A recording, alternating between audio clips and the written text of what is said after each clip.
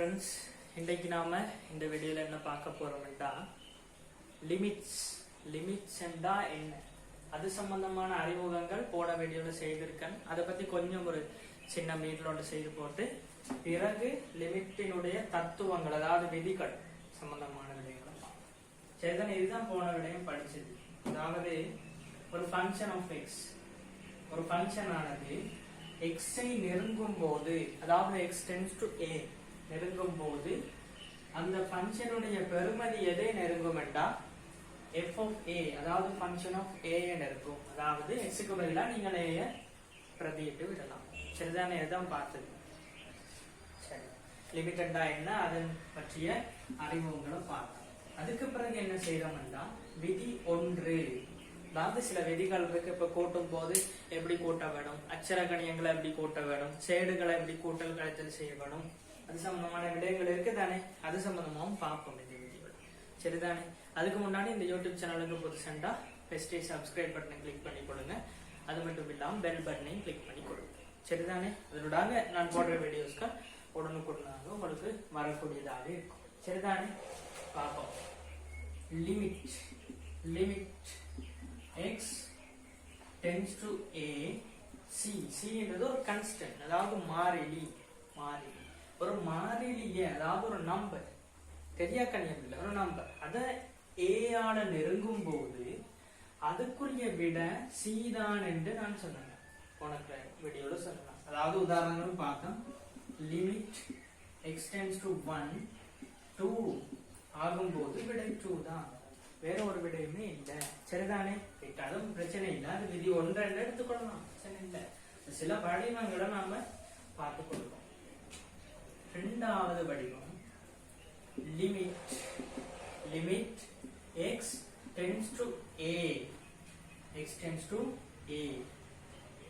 c f of x, அதாவது ஒரு கான்ஸ்டன்டால ஒரு ஃபங்க்ஷன் பெருக்கப்படுது என்றால், அதாவது ஒரு இருபடி சார்போ ஒரு உறுப்பு சார்போ இதோ வந்து அதால ஒரு மாறிலி பெருக்கப்பட்டு சேர்ந்தா அந்த மாறிலியை நாம முழுவதுக்கும் எடுக்கலாம். அதாவது வெளியால எடுத்து போடலாம். c times limit x tends to a f of x.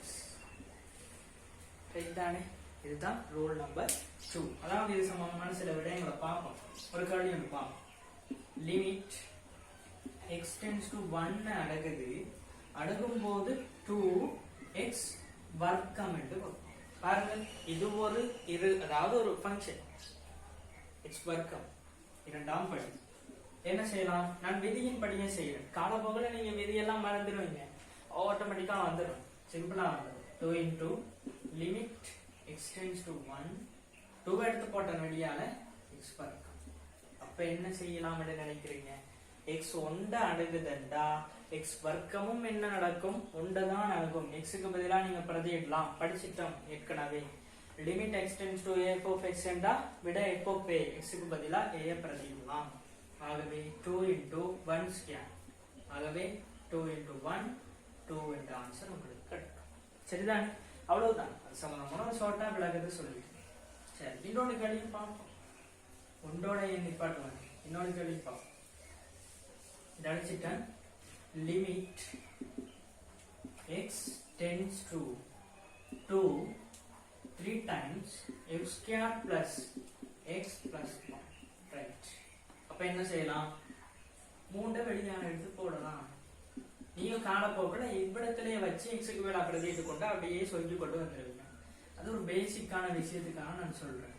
காலப்போக்கில் அது பழகி 3 வெளியான எடுத்து போட்டேன், x square plus x plus 1. Right, இப்ப என்ன செய்யலாம், எக்ஸுக்கு பதிலா 2 வர்க்கம் சக 2 சக 1 3 தர 2 வர்க்கம் 4 6 7 ரைட், அவ்வளவுதான் இந்த ரூல் நம்பர் 2. கிளியரா விளங்குது தானே அது சம்பந்தமான விடயங்கள். ரைட், அடுத்ததா பார்ப்போம். அடுத்த ரூல் நம்பர் பார்ப்போம். என்னதுன்னா அடுத்த ரூல் என்ன சொல்லுதுன்னா, மூன்றாவது limit x tends to a, ஒரு ஃபங்க்ஷன், இரண்டு ஃபங்க்ஷன்கள் கூட்டப்படும் போது f of x plus g of x என்று பார்ப்போம். இரண்டு ஃபங்க்ஷன்கள் கூட்டப்படும் போது என்ன நடக்கும்னா இதை தனியாக எழுதலாம், இதை தனியாக எழுதலாம். ஜஸ்ட் அவ்வளவுதான். Limit x tends to a அடுத்தது f of x என்று எழுதலாம் plus plus limit x tends to a g of x என்று எழுதலாம். ஜஸ்ட் அவ்வளவுதான். ரைட், சிம்பிளா இருக்கு. அது சம்பந்தமா ஒரு கேள்வியை பார்த்துருவோம். குயிக்கா லிமிட் x tends to 1 என்று இருக்கு. அதுல ஒரு ஃபங்க்ஷன்கள் போடலாம். உங்களுக்கு ஏதாவது ஒன்று போடுவோம். Right, 3x plus 1 or 2. Right, என்ன செய்யலாம்? Limit x tends to 1 நெருங்குது.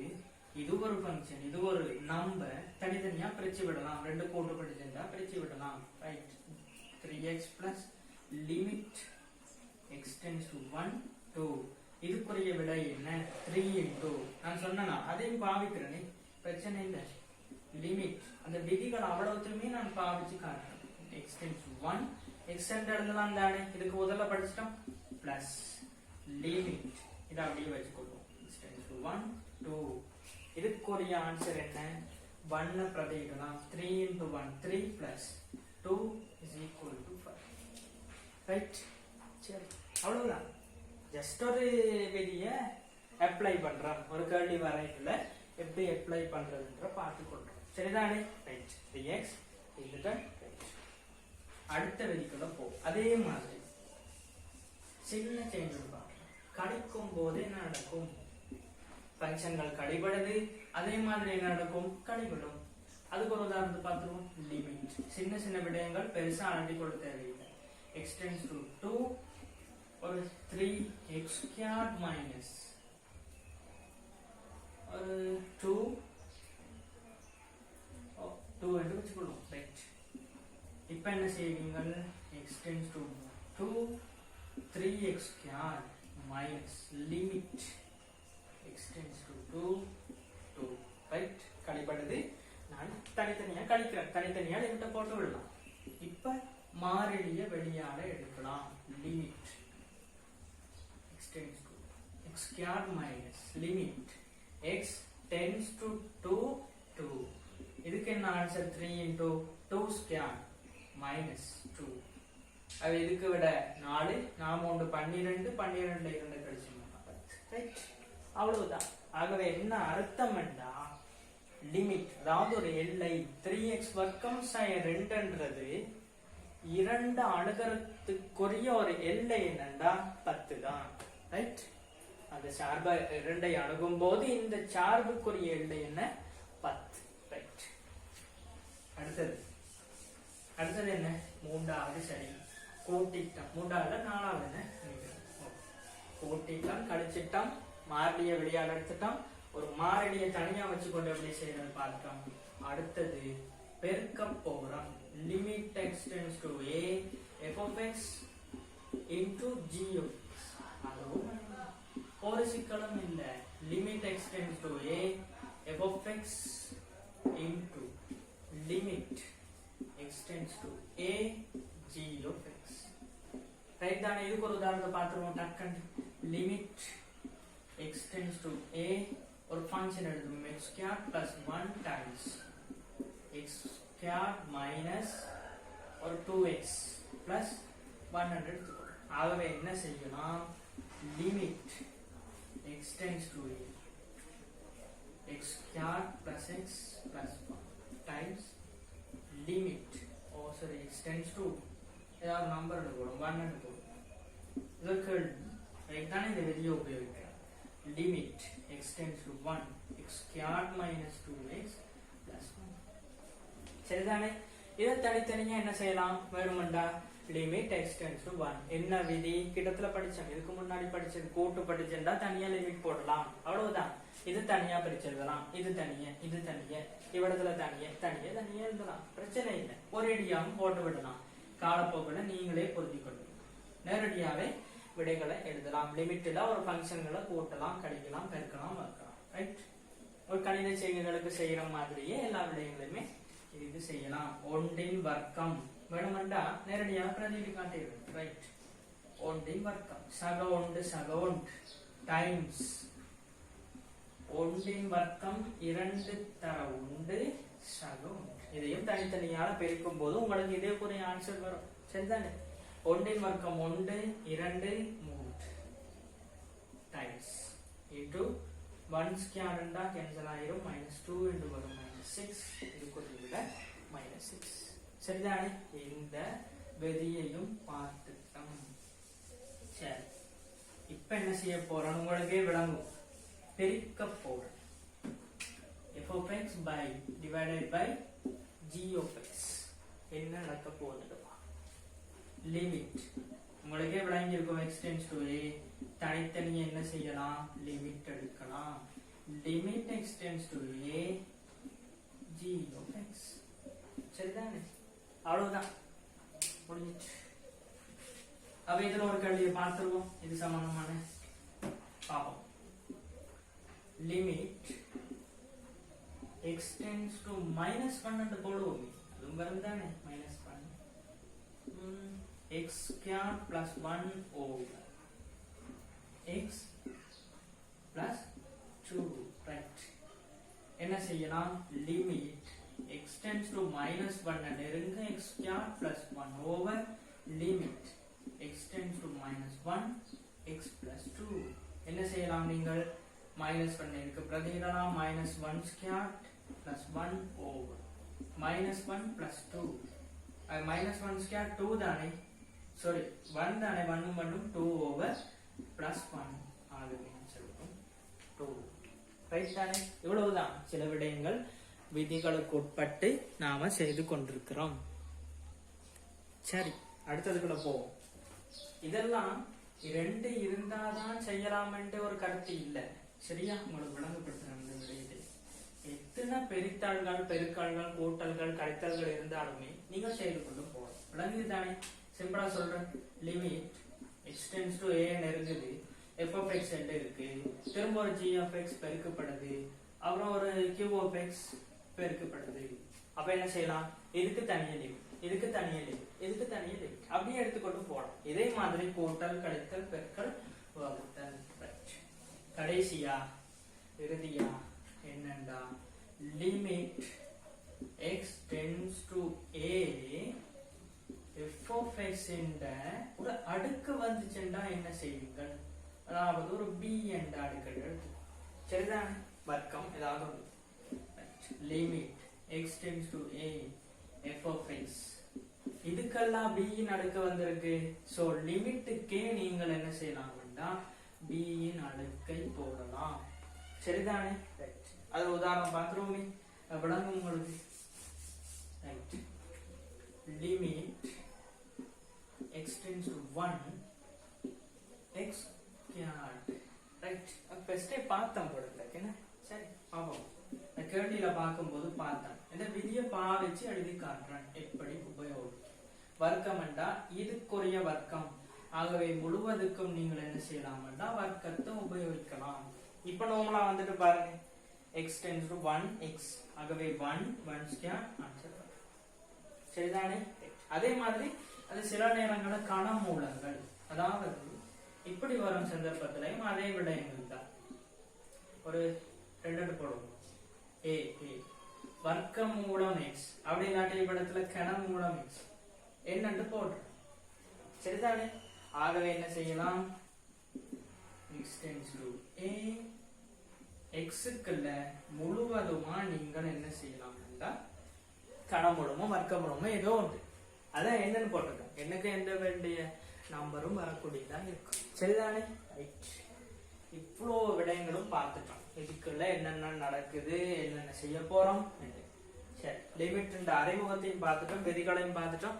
நிறைய அந்த கேள்வி வரும்போது எப்படி செய்யறது, அது சம்பந்தமான ஒரு மெத்தட்ஸ், அது சம்பந்தமா அடுத்த வீடியோல பார்ப்போம். சரிதானே? லிமிட்டா உங்களுக்கு இலகுவா விளங்கி இருக்கும். ஒரு சிம்பிளா சொல்றேன். லிமிட்டா என்னன்னு சிம்பிளா. சரி, இப்போ உங்களுக்கு மேரேஜ் நடக்குதுன்னு வச்சு போடுங்க. ரைட், கல்யாணம் நடக்குது. ரைட், இப்போ என்ன செய்ய போறீங்க? சும்மா சிம்பிளா இதனோட கருத்தை விளங்கி கொள்ளுங்க. விளங்கிட்டா சரி. இது ஒரு எக்ஸ் என்ற வீடு. இதுதான் உங்களுக்கு பார்க்க போற மாப்பிள்ளையோ பொண்ணு. சரிதானே? ரைட். என்ன நடக்க போகுதுண்டா, இப்ப இவரை பத்தி ஒன்றுமே தெரியாது உங்களுக்கு. நல்லவரா கெட்டவரா படிச்சவரா படிக்காதவரா ஒன்றுமே தெரியாது. அப்ப என்ன செய்வீங்க? அக்க பக்கத்துல கேட்பீங்க. அது சம்பந்தமான இவங்கண்ட அப்பாண்ட வழியில வந்த உறவினர்களோ அப்படி இல்லாட்டி அம்மாண்ட வழியோ ஏதோ ஒரு வழியில வந்த உறவினர்களை கேட்பீங்க. ஆனா என்ன செய்யறீங்க? இவரோட பத்திய டீடைல்ஸ நீங்க எடுக்க போறீங்க. நல்லவரா படிச்சவரா என்று எடுக்க போறீங்க. விளங்கும் உங்களுக்கு என்ன சொல்ல வாருங்க. சரிதானே? அப்போ அவ கிட்ட நெருங்குறான். இவரை பத்திய டீடைல்ஸ நாம கலெக்ட் பண்றோம். அப்போ ஒரு அவர்கிட்ட அம்மாட்ட விட பக்கத்து வீட்டாண்ட கேட்கும். அவன் தெளிவா சொல்லுவான் தானே, என்ன இவர் நல்லவரா? ஒருத்தன் சொல்றான் இவன் படிக்காதவன் ஒன்றுமே தெரியாது, அங்க சுத்தி கொண்டிருப்பான் அப்படி சொல்றான். அப்ப என்ன செய்வீங்க? ஐயோ இவனை ரிஜெக்ட் பண்ணிருப்பான். சரியான முடிவா? இல்ல. அவன் சில கோபமா இருக்கலாம் தானே அவனோட. இந்த மாப்பிள்ளை வீட்டுக்காரனும் பொண்ணு வீட்டுக்காரனும் கோபம் இருக்கலாம். சரிதானே? அப்ப இன்னொரு பக்கத்தால் ஒரு வீட்டுல கேட்டுட்டான், அடுத்த வீட்டுல கேட்கிறோம். சரி, அவர் ஒரு நல்ல விதமா சொல்றார், இவர் நல்ல விதமா சொல்றாரு, அவர் கெட்ட விதமா சொல்றாரு, என்னென்ன புரியல. சரி, திரும்பி ஒரு வீட்டுக்கு போவோம். அவரும் நல்ல விதமா சொல்றார், அவரும் நல்ல விதமா சொல்றார். இது சரியா? சரி, அவரை நெருங்குறான், அவர் சம்பந்தமான டீடைல்ஸ் கலெக்ட் பண்றோம், ஒரு முடிவு எடுக்கிறோம். ரைட், இவர் நல்லவர். அதே மாதிரி அடுத்த பக்கத்தால இன்னொரு பக்கத்தால பார்ப்போம். அங்கால வரும், அடுத்த வீடு அடுத்த வீடு அடுத்த வீடு, அப்படியே அவர்களுடைய ரிலேஷன்ஸ் சொந்தக்காரர்கள் அது சம்பந்தமா பார்த்து கொண்டே வா. கடைசியா முடிவு எடுக்கிறோம். ரைட், இவர் பொருத்தமானவர் அல்லது பொருத்தமற்றவர். அது உங்கள் முடிவு. சரிதானே? விளங்குதா? என்னண்டா, ஒரு சார்பு ஒரு ஃபங்க்ஷன் நெருங்குது. எதை நெருங்குது? ஒரு விடயத்தை கொண்டு போயிட்டு நெருங்குது. ஒரு ஒன்றை நெருங்குதுண்டா அதுக்குரிய இடது எல்லையும் லெஃப்ட் லிமிட்டும் ரைட் லிமிட்டும் சமமாக இருக்க விளங்குதா? அப்போ இவ்விடத்துல அவன் நல்லவன் என்று சொல்றாங்க, இவ்விடத்துல கெட்டவன் என்று சொல்றாங்க. அப்ப நீங்கள் தெரிவு செய்வீங்களா மாட்டீங்களா? தெரிவு செய்ய மாட்டீங்க. விளங்குதா? அது இடது எல்லையும் வலது எல்லையும் எப்படி இருக்க வேணும்னா சமனா இருக்க வேணும். அதுதான் எல்லை. ஜஸ்ட் ஷார்ட்டா சொல்லிட்டேன். சரிதானே? ரைட். அடுத்து அது சிக்கலான தேர்வுகள் எக்ஸாமுக்கு வரக்கூடிய விடயங்களை பார்ப்போம். அது வரைக்கும் இந்த வீடியோ நிறைவு பெறுது. சரிதானே? ரைட். அது வரைக்கும் இந்த வீடியோ பிடிச்சா லைக் பண்ணுங்க, ஃப்ரெண்ட்ஸுக்கும் ஷேர் பண்ணுங்க, சப்ஸ்கிரைப் பட்டனை மறக்காம கிளிக் பண்ணிடுங்க.